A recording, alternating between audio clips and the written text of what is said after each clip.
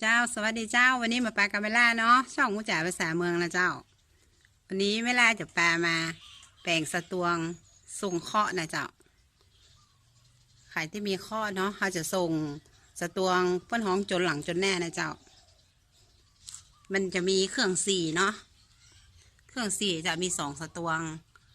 เพื่อจะเอาไว้ตั้งหน้าสตวงหนึ่งนะเจ้าเอาไว้ตั้งหลังสตวงหนึ่งเนาะแล้วพออาจารย์เพื่อจะทำพิธีแล้วสตวงนี้เป็นสตวงสะเดาะเคราะห์ราศีเกิดเนาะคนที่เกิดปีอย่างเพื่อนก็จะเอาหูบนั่นไว้เนาะอันนี้เกิดปีหนูเพื่อนก็จะเอาหนูไว้นะเจ้าแล้วอันนี้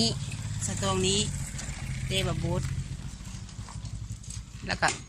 เตบะแดนะเจ้าเดี๋ยวพ่ออาจารย์เพื่อนก็จะทำพิธีเนาะ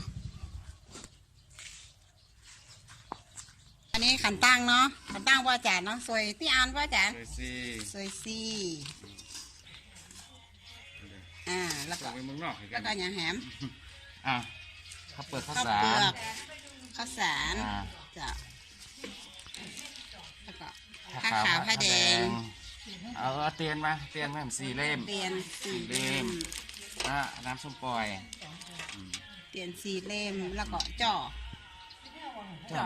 ต้องละข้าวตอกดอกไม้เอาละเดี๋ยวจะสวยซี่ แล้วสตางค์12 บาทน้ำส้มปล่อย1 แก้วจ้าแล้วก็น้ำส้มปล่อย1 แก้วเนาะแล้วอันนี้นี่เขียนชื่อนามสกุลใส่มี2 คนไงพี่สแลใส่ทุก2เลยกะแล้วเจ้าอันนี้เขาก็เริ่มทำพิธีจนหลังจนหน้าเนาะเอาสตวงไว้ตั้งหน้า1 สตวงนะเจ้าสตวงไว้ตั้งหลัง1 สตวงเนาะเป็นหูปปั้นเตบะบุตรเตบะแดนะเจ้าว่าอาจารย์เพื่อจะทำพิธีเนาะเจ้าอันนี้สตวงสะดอข้อนะเจ้าเอาหูตัวเปิ่งเขาใส่นะเจ้าเนี่ยเจ้า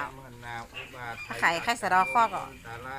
ด่าครัวอย่างไม่ล่าเนี่ยนะเจ้าแล้วคือว่าอาจารย์เพื่อทำให้เนาะเจ้าสำหรับคลิปนี้ไม่ลาไปก่อนเนาะเอาปลากันใหม่คลิปหน้านะเจ้าสวัสดีนะเจ้าวันตกอย่าได้มาจอบข้อวันออกอย่าได้มา